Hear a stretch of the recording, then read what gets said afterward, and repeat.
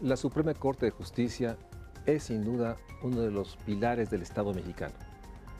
Ahí sin duda se defiende y se preserva el mandato constitucional. Se establece sin duda un marco de derecho que permite, pese a todo, que si sigamos insistiendo que se requiere expandir los derechos y la justicia. Por eso hoy hablaremos con el ministro José Ramón Cosío en el Estudio de México Social. El acceso universal a la justicia es uno de los bienes sociales más preciados en cualquier Estado de Derecho. En México, sin embargo, se incumple esta materia en prácticamente todas las esferas del sistema de justicia nacional. Es un hecho que los ciudadanos que disponen de los medios suficientes para pagar un proceso judicial son los ciudadanos con mayores recursos. Esta inequidad del sistema produce injusticia. Y esta desigualdad en el acceso a la justicia y a la protección y garantía de derechos se suma a las desigualdades educativas, sociales y económicas que imperan en todo el país. El sistema de justicia nacional enfrenta grandes retos para aplicar, ya que mediante los juicios de amparo se deciden conflictos de constitucionalidad sobre actos de la autoridad. Y a partir de 2011, la reforma al artículo 1 constitucional transforma las garantías individuales en derechos humanos, apegándose al control difuso de la Constitución. También, los principales retos para el Poder Judicial se centran en implementar el nuevo sistema de justicia penal, sustentado en una nueva lógica de juicios orales, los cuales carecen de un sistema nacional de defensores de oficio que garantice el acceso a una justicia pronta y expedita. Al respecto, la Suprema Corte de Justicia de la Nación es vital para garantizar la vigencia del Estado de Derecho y para lograrlo debe velar por la defensa y protección universal, simultánea e integral de los derechos humanos. Muchas veces hemos dicho, subrayado, que somos una república que tiene enormes diferencias, que sin duda es una república plural, heterogénea, pero que cada vez tiende a encontrar estas diferencias de una manera más precisa y clara. Y en este tema, yo le agradezco nuevamente al ministro José Ramón Cosío. Muchas gracias, José Ramón, por estar aquí. También la realidad de que somos una república también en términos legislativos. Muchas veces asumimos en este centralismo de pensar desde la Ciudad de México que la república es espejo, y no. Y uno de los temas que hemos platicado es que en el tema legislativo, en el tema del orden jurídico, el Estado de Derecho, sí tenemos una república y que muchas veces no nos damos cuenta que hay grandes temas que debemos ser una república con visiones, digamos, que nos den una identidad jurídica, y otros que porque ser república se ha constituido desde el principio esta noción de espacios diferenciados. Sí. Yo quisiera que nos ayudaras a comprender esta enorme realidad de homogeneidad, identidad y diferencia de la República en términos jurídicos y que nos hicieras un primer, digamos, panorama. O sea, ¿cómo observas o cómo observa un ministro la República legislativa que somos hoy en este 2015? No, muchas gracias en primer lugar por la invitación. Sí, nosotros nacimos como país independiente desde nuestra primera constitución como un Estado federal. Tenemos esto que quiere decir un conjunto de normas que aplican a todo el país y normas que aplican solo a las entidades federativas. Después tuvimos la discusión y de hecho el regreso a un sistema centralista de 36 a 47, el siglo antepasado ya, y con la Constitución 57, y ahí sí ya, sin ninguna interrupción, hemos sido un Estado federal.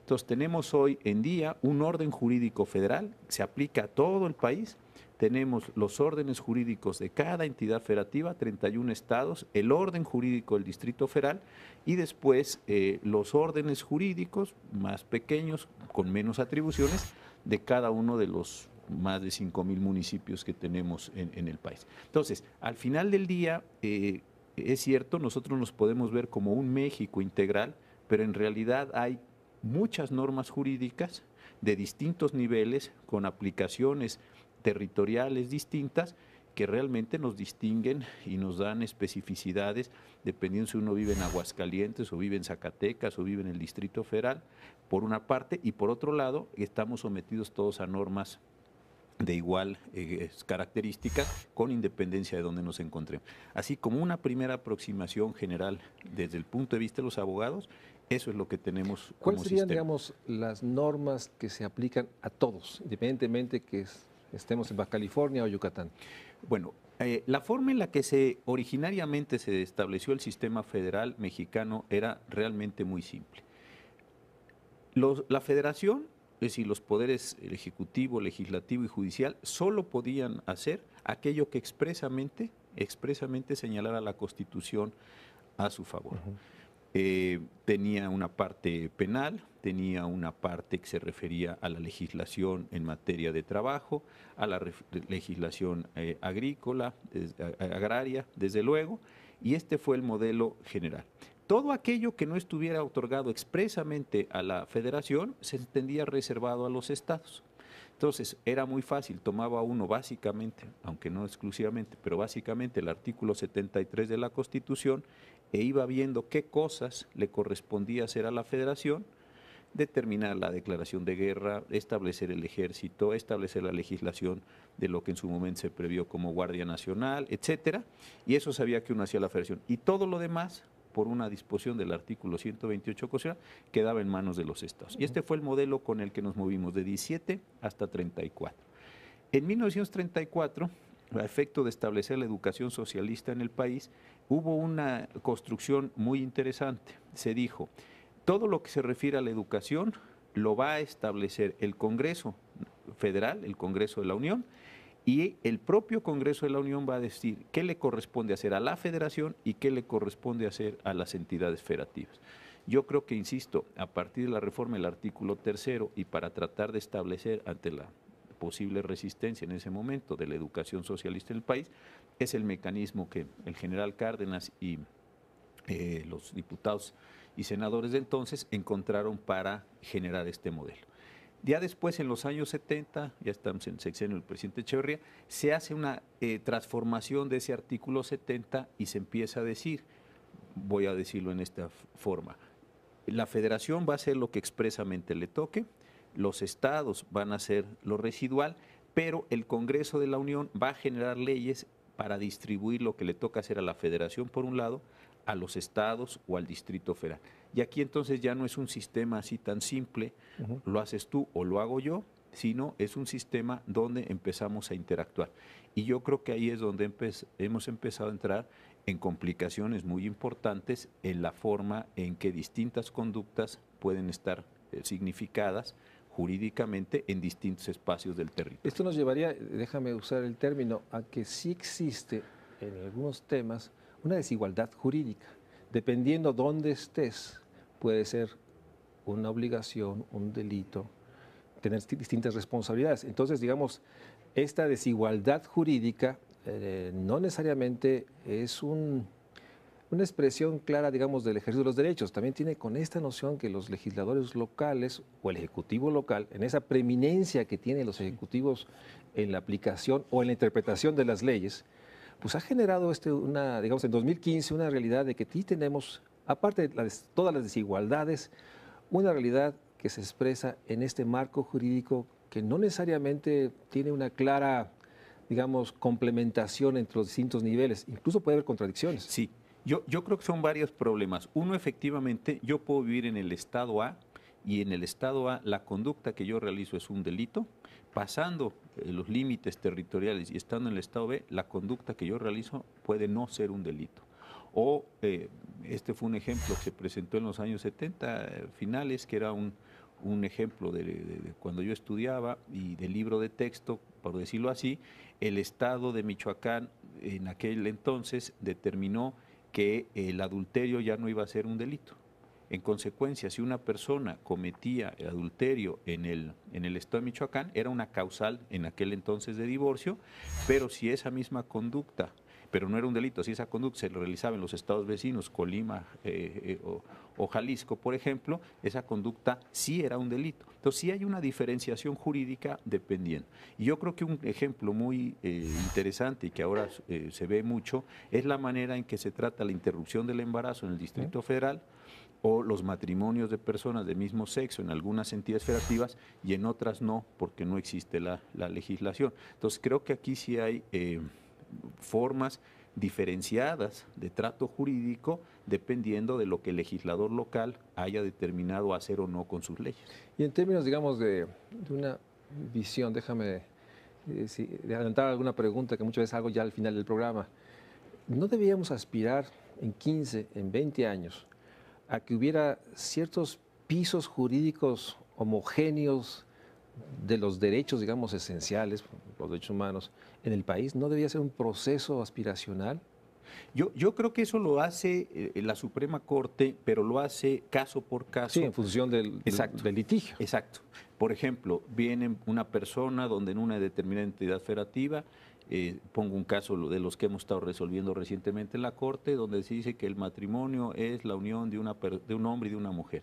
Dos personas de mismo sexo quieren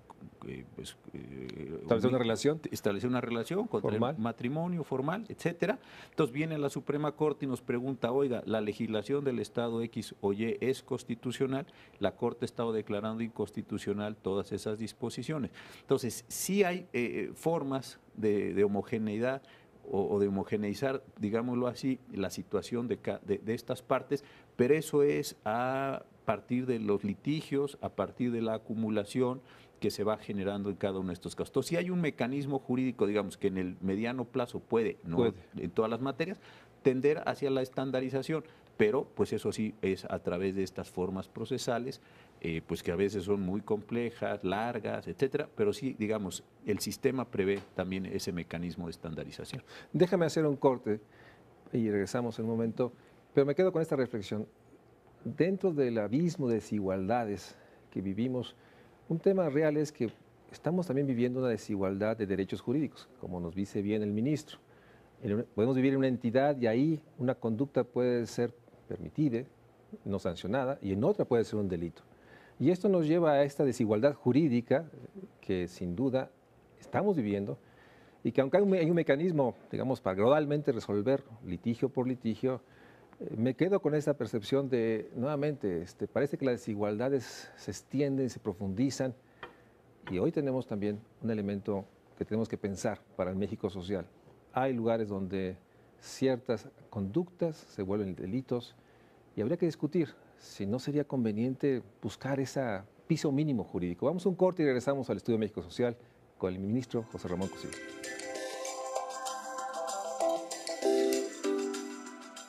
¿Qué es la Suprema Corte de Justicia de la Nación? La Suprema Corte de Justicia de la Nación es el máximo tribunal constitucional del país y cabeza del Poder Judicial de la Federación.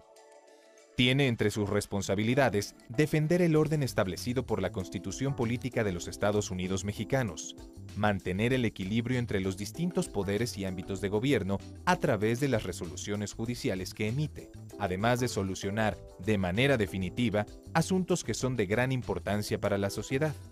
En esa virtud, y toda vez que imparte justicia en el más alto nivel, es decir, el constitucional, no existe en nuestro país autoridad que se encuentre por encima de ella o recurso legal que pueda ejercerse en contra de sus resoluciones.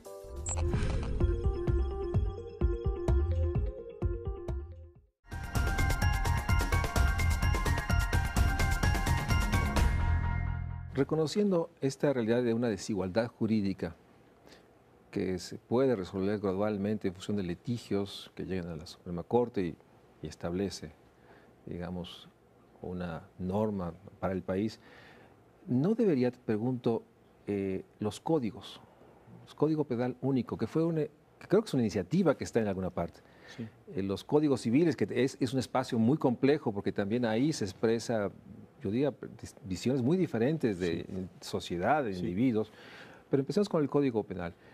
Una manera de poder, digamos, generar esos pisos sería códigos penales. El Código Penal Único, como se planteó. ¿Cuál es el estado? ¿Dónde está? Sabemos que hubo un planteamiento, incluso creo que hay un documento ya explícito. ¿Dónde está esto? Bueno, hay una condición muy importante.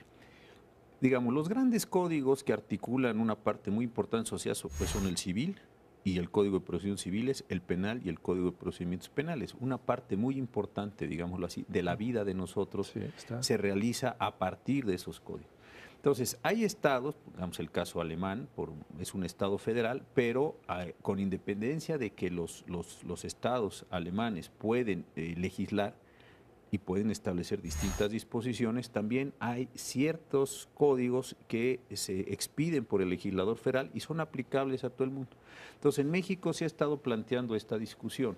¿Debemos tener en ciertas materias un código único o debemos permitir que, como hasta ahora, tengamos, de hecho, 33 códigos civiles o 33 códigos penales, uno por cada estado, uno por el Distrito Federal y uno federal? Y esta sí ha sido una discusión importante. Entonces, esta discusión tuvo un momento poco después de la toma de posición del presidente Peña Nieto, en donde pareciera que, abrió una discusión. Sí. En la parte del Código Penal, hasta donde yo observo, se ha ido como diluyendo. Y ahí creo que es una cuestión importante porque resultaba difícil determinar qué conductas a lo largo de todo el país iban a ser consideradas delitos y cuáles no. Hay algunas en las que pues todo el mundo estaremos fácilmente de acuerdo. No creo que nadie piense que un homicidio deja de ser un homicidio donde se realice. Pero sí hay otras que son como los casos muy emblemáticos que precisamente tienen que ver con la sanción a la interrupción del embarazo y los tiempos o las posibilidades. Ya sabemos que en el Distrito Federal la Corte declaró constitucional la disposición que dice que antes de la 12ª semana la práctica o la interrupción del embarazo no es considerada un delito. Pero abrir eso a nivel nacional y lograr una definición general donde hay estados que tienen diversas posiciones ideológicas o que tienen diversos grupos pues con sus creencias muy respetables cada uno de ellos, esto entonces parecía que llevaba una discusión de gran calado, de gran calibre, y creo, es la impresión que yo tengo en lo personal, que esto se omitió. Lo que sí salió, y es bien interesante, es un Código Nacional de Procedimientos Penales. Todos sabemos que ahora en junio del año entrante, del 2016, todo el país tendremos que estar en el sistema de los juicios orales, del sistema acusatorio, y como se le quiera llamar. Y ahí sí se estandarizó todo el sistema nacional para que todo el país tengamos un mismo código de procedimientos penales. Entonces, cuando vayamos a una audiencia oral a partir de junio del 16 en todo el país o en los muchos estados en donde esto ya está funcionando, pues sí sabemos que los términos van a ser los mismos, que las pruebas van a ser las mismas, que las formas de celebrar la audiencia, que la forma de actuar del defensor. Eso me parece que sí genera una homogeneidad y facilita mucho el tránsito hacia un nuevo sistema penal. Eso va a descomprimir esa enorme presión que hoy entiendo hay en los tribunales, además de muchos miles, no sé la cifra, de casos que no han sido, pues, digamos, todavía llevados a una sentencia, a un análisis por el sistema actual, ¿no? De esos grandes montos de papeles y de folios, etcétera. Una dinámica que es parte de esta realidad de que hay un retraso en la impartición de justicia. Sí. Esto tiene ese fin. Exacto. La reforma general del sistema penal tiene esa finalidad, ¿no? Vamos a tener una fase semejante a la de la averiguación previa, se va a consignar y va a haber en una sola audiencia,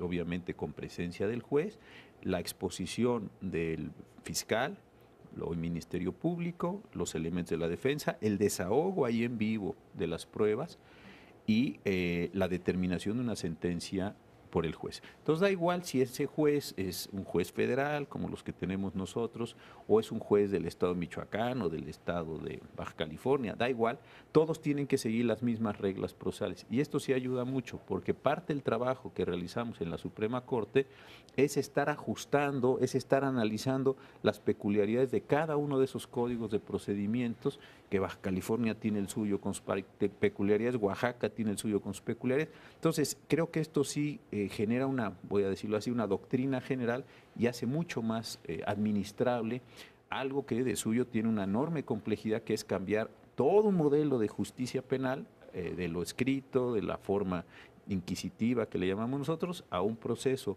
de carácter acusatorio y oral. Entonces sí creo que es una ventaja. Pero un supuesto, creo que se mantiene, corrígeme, es que para estar en ese juicio, las partes deben llevar un abogado. Y de lo que yo tengo experiencia en la parte familiar, que me tocó estar cerca de estos temas, Sí. muchos de las personas agraviadas o que están defendiendo, si algo carecen es de un abogado. Sí. ¿No debería el Estado garantizar un derecho efectivo, que cada una de las personas tuviera un defensor de oficio, que sigue siendo una parte, digamos, mi impresión es inexistente, y bueno, pues llegan sin un abogado que los ayude en los trámites, o es muy costoso, y ahí caemos en esta otra, digamos, señalamiento, que solo el que puede pagar un abogado puede tener una resolución favorable.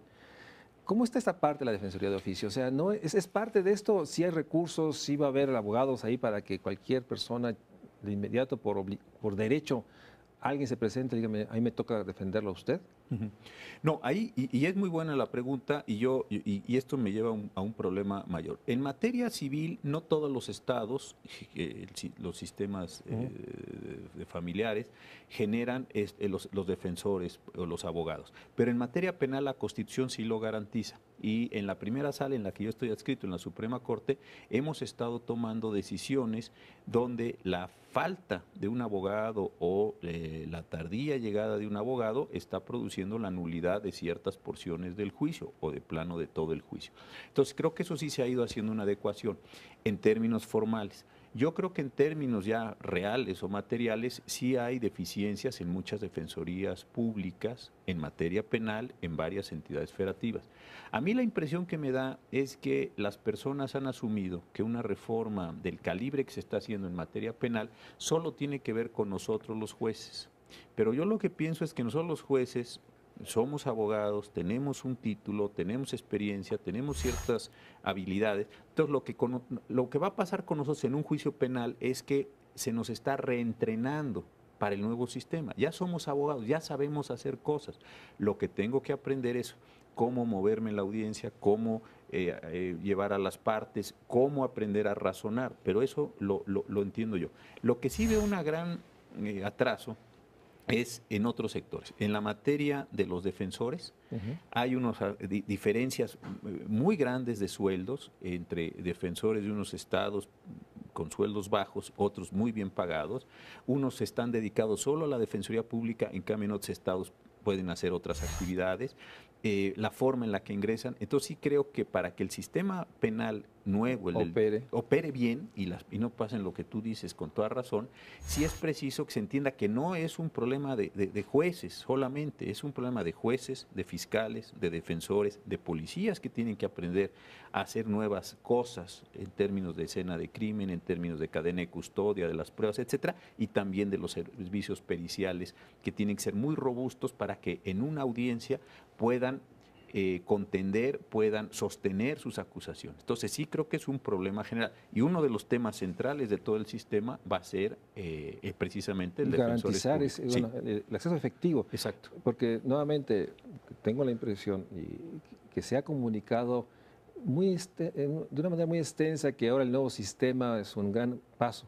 Pero es un paso que implica muchos pasos y uno de esos es ese. Sí. Y no basta tener las salas que ahora de pronto vemos en televisión, en fotografías, las salas con los diseños para que estén las partes. Si no se tiene estos elementos humanos reales, que nuevamente creo que no sé si está contemplado recursos para dotar de todo lo que se requiere y si no podemos quedar nuevamente en estos avances parciales que no van a resolver, aunque haya juicios orales en las 32 entidades, si no hay todo lo que nos señalas. Exactamente. Y en ese sentido, déjame regresar un punto, lo comentabas hace rato que platicábamos con la directora del canal, cuando dices que tú eres miembro de la primera sala, déjame aprovecharte. ¿Qué hace la primera sala? ¿Cuántas salas hay? Explícanos un poco esto porque sonó, ahora sí que solo para los iniciados. No. O sea, exactamente cómo se estructura la Suprema Corte de Justicia y por qué estás tú en la primera y no las otras. No sé cómo se distribuye. Sí, Bueno, nosotros, lo digo muy a prisa, ya sabemos que en materia federal tenemos 3 poderes: el Poder Legislativo con 2 cámaras, diputados, senadores, un solo presidente de la República, en una sola persona recae el Poder Ejecutivo, y el Poder Judicial recae en la Suprema Corte de Justicia, en los tribunales colegiados de circuito, unitarios de circuito, jueces de distrito, Tribunal Electoral del Poder Judicial de la Federación y Consejo de la Judicatura. Digamos, esa es la estructura general. La Suprema Corte es el tribunal de máxima jerarquía en el país. Lo que nosotros decimos ya no puede ser revisado por ningún otro tribunal, por ninguna otra instancia. La única forma de revisión de nuestras sentencias es yendo al sistema interamericano de la Corte Interamericana de Derechos Humanos, que está en San José de Costa Rica. Nosotros somos 11 ministros y tenemos 3 formas de actuación. La primera es en el Pleno, donde estamos los 11, sí, que es lo que normalmente puede ver las personas en el canal judicial. Nos sentamos 5 de un lado, 5 del otro, el ministro presidente en el centro, y allí se discuten asuntos de una generalidad mayor, asuntos de una importancia mayor en términos de los efectos jurídicos que pueden ser. Luego tenemos 2 salas de 5. La primera sala, en la que yo estoy, que conoce básicamente asuntos civiles, asuntos penales y un reparto general de asuntos fiscales por el número importante que sigue existiendo en el país. Y la segunda sala lleva asuntos administrativos y laborales y también estos asuntos fiscales que se reparten. Entonces, lo que hacemos es lunes, martes y jueves actuamos en pleno. Vamos teniendo estas sesiones, solemos empezar a las 11 de la mañana y terminamos 2 de la tarde, y se ve un promedio de 1 o 2 asuntos por semana. En cambio, en la sala estamos listando, hay diferencias por supuesto, pero un promedio, digamos, de 50 asuntos, y ahí sesionamos los miércoles. Y es la forma en la que más o menos se va desahogando este trabajo en la Suprema Corte. Vamos a un corte. Me quedo con la reflexión que nos hace el ministro. En este México 2015, la enorme necesidad de defender instituciones del Estado que sin duda están confrontando un entorno complejo, difícil, pero hay instituciones que son, digamos, centrales para poder construir las respuestas, lo que se requiere, pero también para mantener. Una de ellas es la Suprema Corte de Justicia, y sin duda no se puede uno imaginar un México social sin una Suprema Corte de Justicia sólida, que tenga esa credibilidad y legitimidad que se ha construido y que sin duda se vuelve una condición necesaria para la construcción presente y futura. Vamos a un corte y regresamos para seguir hablando con el ministro José Ramón Cosío sobre el sistema legislativo, sobre la realidad de este marco de leyes, sobre la realidad de que tenemos procesos planteados, pero hay muchos elementos adicionales para garantizar uno de los derechos básicos, derecho social, yo diría, acceso a la justicia. Vamos a un corte y regresamos. ¿Qué hace la Suprema Corte de Justicia de la Nación?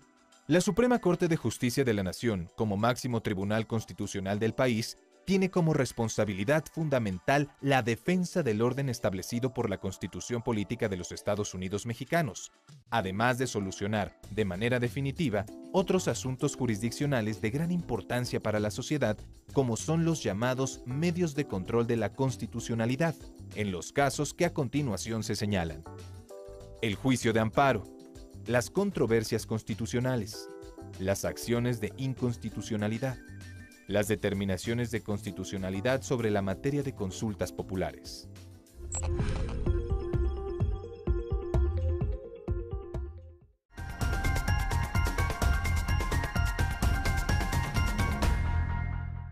José Ramón, me quedo con esta reflexión que nos decías en la inscripción de la Corte, y nos hablabas de números que llegan al Pleno, que llevan a las salas, y la pregunta es, bueno, ¿qué tipo de casos llegan y cuáles son los que no llegan y por qué no llegan?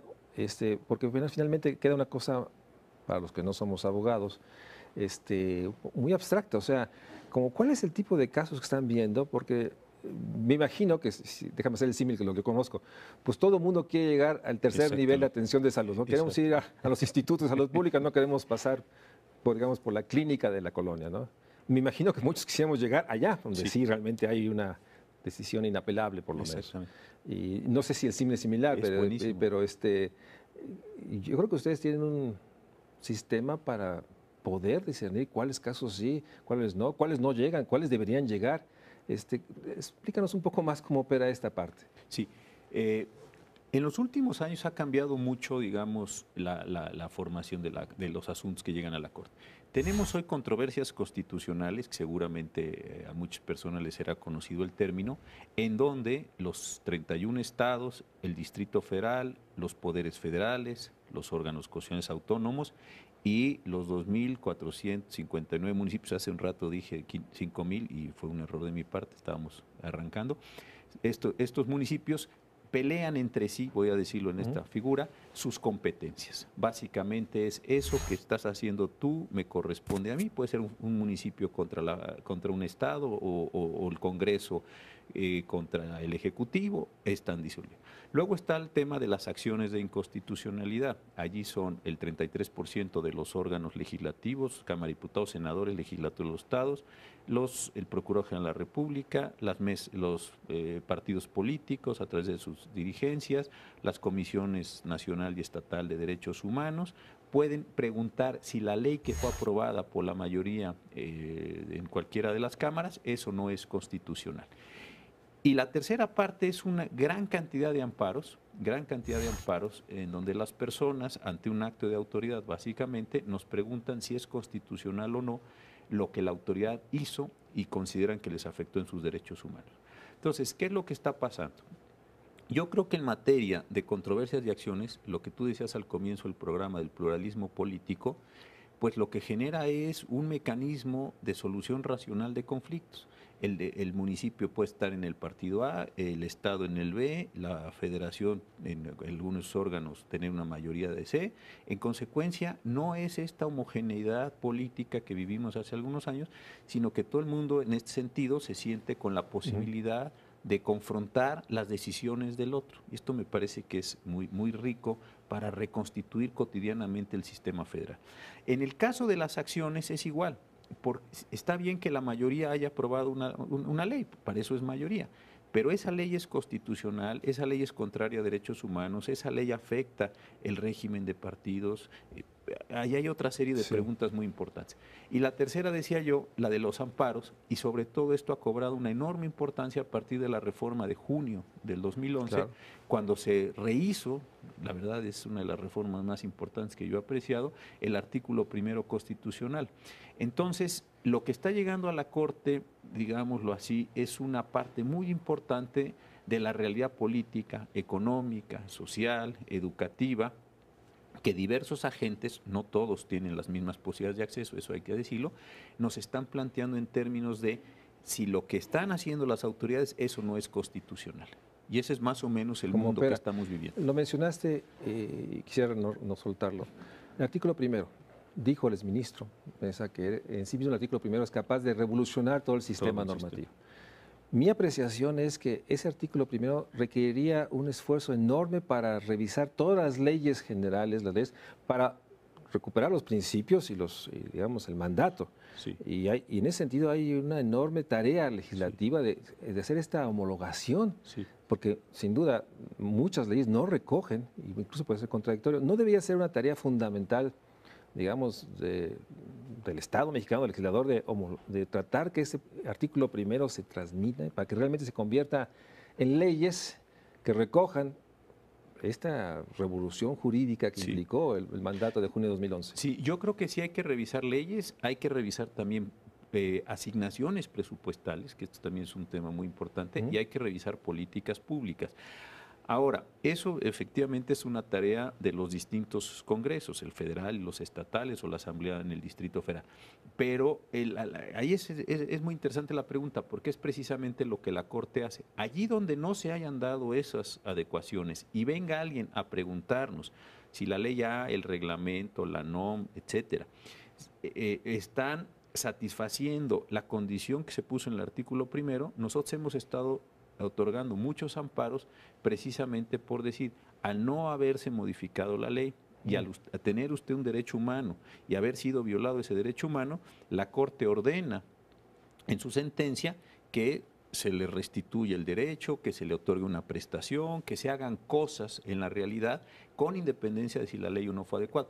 Claro, este es un trabajo que a veces las personas, y yo lo entiendo, dicen, pues la Corte no está transformando así genéricamente la realidad. No, porque se va transformando a través de casos concretos y es la acumulación de casos concretos lo que logra un efecto más expansivo. Pero bueno, ese es otra vez el camino en el que sí se está logrando esta forma pues de expansión, voy a usar otra vez la expresión, de los derechos humanos. Déjame preguntar, ¿no debíamos buscar y construir otra forma para que esa expansión fuese mucho más, digamos, rápida, urgente? Porque sí entiendo que finalmente si alguien dice, mire, me sentenciaron un fallo con esta ley, pero esta ley no está alineada, la Suprema Corte dice, aun cuando la ley no ha sido recuperado el espíritu, nosotros le damos primacía a la Constitución, que es finalmente por eso ese nombre enorme del Tribunal Constitucional que ustedes portan. Entonces, no debería, o no sé, deja preguntar de otra manera, ¿no hay en otros países otras maneras para que este proceso no sea vía litigio, o sea, o caso por caso? Hay dos maneras. Una es, desde luego, pues una toma de conciencia de lo que se denomina así como conjunto la clase política, los órganos legislativos, para efectos de hacer todas estas adecuaciones. Sin duda. Nosotros también tenemos otra herramienta que es en controversias constitucionales y en acciones de inconstitucionalidad, cuando resolvemos por 8 o más votos la inconstitucionalidad de una ley, la excluimos del orden jurídico. No sé si usamos la expresión, claro, es una metáfora, la expulsamos del orden jurídico. Y entonces, al quedar un hueco en la ley, pues el legislador se ve obligado, tiene que actuar, tiene que adecuar, etcétera, para efectos de no dejar ahí un hueco y caer en un desacato de la propia sentencia. En materia de amparo, también desde la reforma del 2011 se nos permite hacer declaraciones generales bajo ciertas circunstancias técnicas también de acumulación. Entonces, sí estamos, yo creo que en ese proceso de tránsito donde con la nueva ley de amparo y con las nuevas competencias que se nos dieron con esa reforma, sí la Suprema Corte puede actuar de una manera mucho más activa en afectando ya la legislación y no solo resolviendo el caso concreto del sujeto. Tampoco es que esto se haya ya generalizado. Yo creo que es un proceso que está en marcha. Yo creo que va bien y es cosa de acelerar. Déjame, ¿qué pasa cuando, lo has usado 2 veces la palabra desacato? Si la Suprema Corte toma una resolución y ahí, digamos, no se cumple el fallo, ¿cuáles son las consecuencias del desacato a la sentencia de la Suprema Corte? La verdad son gravísimas. Tiene la Constitución una previsión donde la Suprema Corte, al determinar el desacato, separa al servidor público del cargo, lo consigna directamente a un juez de distrito por un delito contra la administración de justicia y le exige al nuevo funcionario el cumplimiento de la sentencia. Este año tuvimos, pues es desafortunado porque son pues personas que están en esa situación, pero eso es lo que determina la Constitución. Separamos a varias personas del cargo y los sometimos a proceso. En los últimos años, en el acumulado, debemos tener unos 8, 9 casos donde separamos servidores públicos bajo este sistema y logramos el cumplimiento de la sentencia. Sí es una solución fuertísima. Drástica, pero finalmente reconozcamos que tenemos sí un esquema en que alguien que digamos, no cumple finalmente la sentencia, sí hay un instrumento para sancionar finalmente. Digo, son esos indicadores negativos, pero por otra parte, el saber que sí contamos con instrumentos sí sigue siendo parte de esta reflexión que tenemos que hacer dentro de estas complejidades. A veces subrayamos mucho las debilidades de las instituciones y a veces no nos damos cuenta que tenemos instrumentos, pero simplemente o no son accesibles porque lo desconocemos o no tenemos los elementos, o hay un desconocimiento pleno. Déjame ir a un corte y regresamos ahorita para seguir hablando, porque hay un tema que está, y no quisiera terminar este programa sin preguntarle al ministro. Estamos muy cerca del 100 años de la Constitución y hay distintas posiciones y visiones. Me gustaría mucho que el ministro José Ramón Cosío nos diga cuál es esta situación, cuál es el ánimo que él percibe con respecto al centenario de la Constitución del 1917, en este riesgo que simplemente sea un evento para reflexionar, sin aprovechar la oportunidad de hacer acciones de mayor calado que exige, yo digo que urgentemente exige el país. Vamos a un corte y regresamos al Estudio México Social. El ministro presidente Luz María Aguilar Morales actualmente es el ministro presidente de la Suprema Corte de Justicia de la Nación y del Consejo de la Judicatura Federal. Tomó la titularidad de la institución el 2 de enero de 2015 y finalizará el 31 de diciembre de 2018. La primera sala está compuesta por el ministro Alfredo Gutiérrez Ortiz Mena, presidente de la primera sala, y los ministros Juan Ramón Cosío Díaz, Jorge Mario Pardo Rebolledo y la ministra Olga María del Carmen Sánchez Cordero de García Villegas, Arturo Saldívar Lelo de la Rea, y la segunda sala está compuesta por el ministro Alberto Pérez Dayán, presidente de la segunda sala, y por los ministros José Fernando Franco González Salas, la ministra Margarita Beatriz Luna Ramos, Juan Nepomuceno Silva Mesa y el ministro Eduardo Medina Mora, nombrado el pasado 17 de marzo.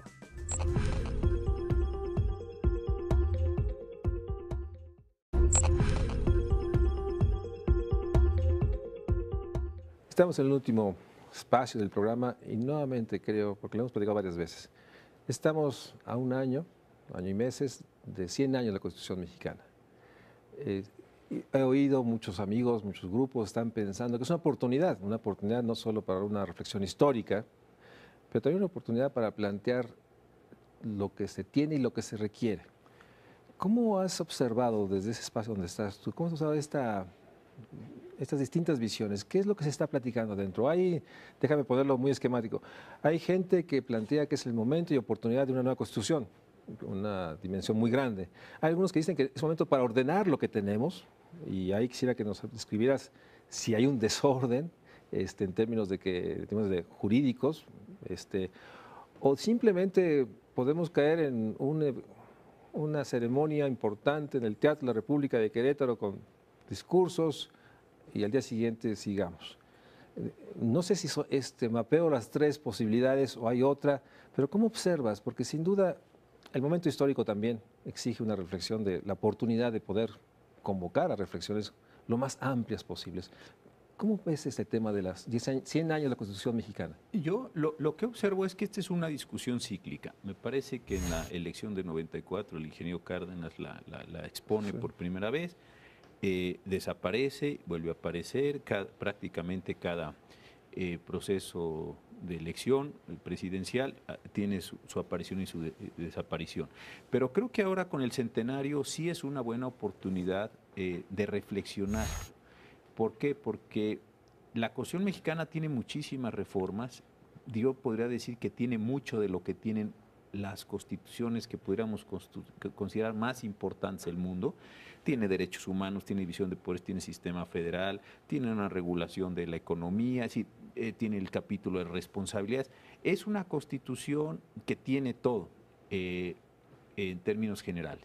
Lo que las críticas están es si es una cuestión demasiado reglamentaria, pensemos el tamaño del artículo 27 por simplemente en tamaño, o el del 123, o algunos otros que se han hecho tan reglamentarias que que todo se está poniendo ahí como parte de yo creo, de un proceso de desconfianza política, ¿no?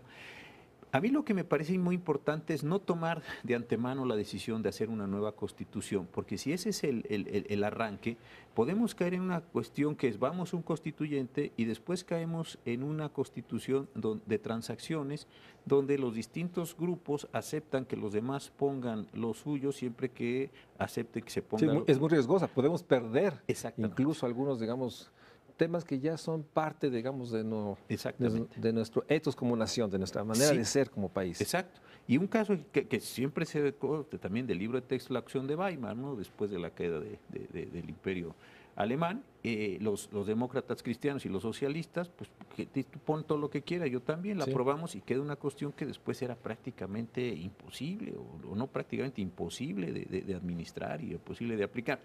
Entonces yo creo que lo que vale mucho la pena es sí, en este momento muy delicado de la historia nacional, preguntarnos qué nos falta, qué no sé, y abrir el sentido de la discusión en este mismo caso. Insisto, yo creo que sin tomar de antemano la decisión de vamos a ir a... No, primero discutamos qué es lo que tenemos, qué es lo que nos faltaría y qué se puede hacer. Ahí hay algunas ideas interesantes. ¿Y por qué no le quitamos todos los excedentes? Bueno, pues si esa es la discusión, pensemos qué son excedentes. Pensemos cuáles son las implicaciones también, que esto es muy interesante, de que la Constitución no sea reglamentaria. Eso significa que los jueces tenemos más funciones, Claro. porque nos toca decir más cosas. Entonces yo creo que lo que sí valdría la pena es como ordenar la discusión. Eso sí me parece que es importante, y sobre todo también que sea un acto celebratorio en el mejor sentido de los 100 años de la Constitución, también pensando. Y si desde ahí, de esas discusiones, se entiende que se puede relanzar un proyecto nacional, se puede reconstituir una sociedad más igualitaria, un sistema mucho más eficiente de división de poderes, un sistema más eficiente de este muy ineficiente sistema federal que tenemos, pues yo creo que sí valdría la pena, pero pues, no empezar con una decisión, ¿no? O sea, pensarlo también como un momento, un instrumento para fortalecer Sí, la división de poderes, sí. los contrapesos entre los poderes, la delimitación de obligaciones, facultades, o sea, que no sea simplemente objetivo de, digamos, de una nueva constitución, sino que sea un proceso que puede llevar a eso. Digo, no lo descarto, yo también veo los mismos riesgos como tú, que podemos abrir una discusión en el cual pues, no necesariamente las mayorías representan una visión de país de largo plazo, ¿no? Podemos ser acabados en ciertos intereses pues, legítimos, pero que pueden tener altos riesgos. Si yo perder, por ejemplo, el artículo primero por abrir una nueva constitución, me parecería un gravísimo error histórico. El artículo primero empieza a tener una capacidad transformadora, empieza, no digo que sea. La idea de traer tratados internacionales, derecho humano. Entonces, si vamos a eso a perder un artículo primero, si vamos a perder las condiciones de lo que yo hago ahora, del juicio de amparo, si vamos a perder los órganos constitucionales autónomos que están funcionando y están generando otra racionalidad, pues entonces yo diría mejor no nos metamos en eso. Pero por eso, insisto, no creo que sea así como por definición tenemos que tener un nuevo constituyente, una nueva constitución. Abramos todas las discusiones posibles. Que puede ser apartamos de lo que no es discutible. También puede ser una solución. Partamos de, a ver, hay temas o hay puntos que ya no son discutibles y pongamos en una parte. Pagamos algunos temas que podremos ordenar y simplificar en términos de facilitar la impartición de justicia y temas que, bueno, vale la pena preservarlos sabiendo que son temas que requieren pues un momento de democracia mucho más amplia, que lamentablemente hoy no tenemos y que sabiéndolos no es el momento conveniente. Estaríamos de acuerdo en esta, digamos, en pensar en 3 grandes líneas de reflexión, ¿no? Ahora, ¿existen grupos ya están pensando? Los abogados, no sé si en la misma UNAM, en la misma facultad jurídicas, existen ya grupos pensando. Tenemos históricamente muy buenos constitucionalistas en el país. Yo creo que sí hay grupos, todavía me parece que están trabajando, no hay todavía una convocatoria. Pero no una convocatoria nacional, una convocatoria, digamos así, total. Yo todavía no la veo. No digo que no habrá personas que están tratando de generar sus propios posicionamientos, pero como un esfuerzo nacional, no. Y ahí también sí es muy importante que no delegar esto en los partidos políticos exclusivamente, sino lograr esfuerzos ciudadanos.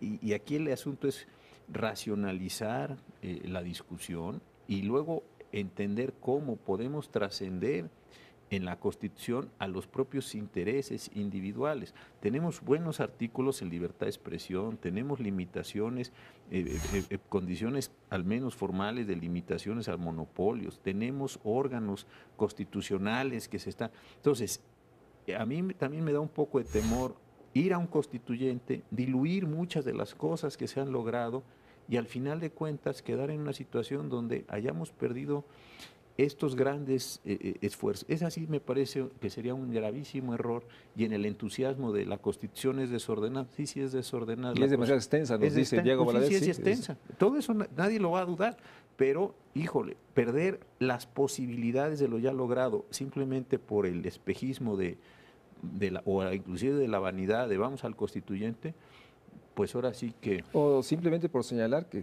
todos estamos plenamente convencidos que hay mucho de la Constitución que no se cumple. Exactamente. Y no necesariamente porque no se cumple habría que cambiarlo, que también es una racionalidad, digamos, déjame ponerle muy administrativista, de que, Sin bueno, duda. ¿para qué lo tienes si no se cumple? No, es que fue un logro llegar ahí y creo que en ese sentido es muy importante que haya esta mesura y reflexión de que Sí. pese a los señalamientos que nos hace una Constitución, que se ha dicho que es muy extensa, que tiene una parte reglamentaria muy extensiva y que sin duda hace que se reglamente en Constitución y no en la ley, y esto genera grandes problemas, pero tenemos una Constitución que tiene grandes, yo creo que logros de la nación históricamente que no podemos perder. Exacto. Y la otra cuestión también es, nada nos garantiza que la nueva Constitución no sea hiperreglamentaria en la desconfianza de los propios partidos y los propios representantes poderes que digan, pues yo para darte esto necesito que tú me pongas esto. Tampoco... Sí, no es la manera, no es la forma. Exacto. Entonces, por eso abramos la discusión y tengamos más o menos claros lo que tú dices, qué partes sí no están funcionando, qué partes se podrían mejorar, qué partes no podemos tocar, porque si no, insisto, el riesgo puede ser muy... No es que yo me oponga al constituyente, lo que me opongo es que desde hoy digamos, lo que México necesita para salir adelante es otra vez esta magia jurídica de hagamos una nueva constitución y se resuelve el mundo. No, así no funcionan las cosas. Yo te agradezco mucho, al José contrario. Ramón, ha sido siempre no solo un privilegio tenerte. Yo estoy convencido, como muchos de ustedes, que es urgente hacer un balance lo más objetivo de qué tenemos, qué es lo irrenunciable, señalar también las agendas de lo que se tiene que hacer, y una agenda fundamental es el Estado de Derecho. Y por otra parte reconocer, y por eso yo no puedo agradecer más al ministro, pues reconocer que hoy, dentro de esta complejidad y estos enormes retos, la Suprema Corte de Justicia sigue siendo un baluarte, un espacio que finalmente en su pluralidad, diversidad, en su enorme realidad de que expresa también, digamos, lo que somos como país, ¿no? Diverso, diferente, pero tiene un proceso institucional que garantiza, digamos, en democracia, ser una parte fundamental para seguir construyendo el México social. Y por eso, José Ramón, muchísimas gracias. Para mí es muy importante que casi a 2 años de México social vengas recurrentemente y nos ayudes a reconocer lo que falta, pero también subrayar fortalezas que nos permite hacer lo que nos falta. Gracias, José Ramón. Muchas gracias a ustedes por estar en el Estudio de México Social.